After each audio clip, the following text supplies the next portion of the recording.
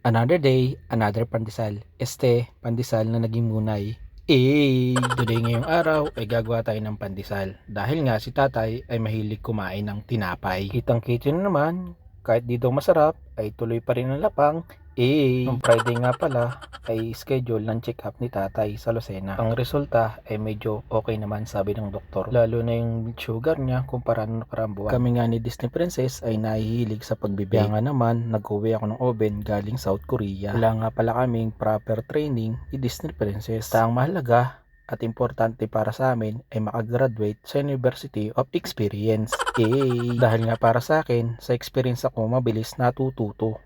Pagkalipas nga ng 365 and 1/2 days ay naisalang ko na ang aming pandesal na naging munay. Hindi ko nga sigurado kung tama rin pinagagawa namin ni Disney Princess. Basta ang alam ko lang, gumamit kami ng tantyameter.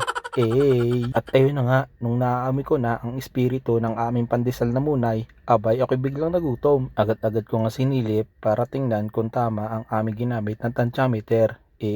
Tingin ko'y tama naman ang aming ginawa. Mali lang talaga yung tantyameter. Saka yung vlogger na pinagayahan namin, sablay din. Pagkalipas nga ng 69 million seconds, ito na ang resulta ng aming ginawa. Ay kayo nang humusga.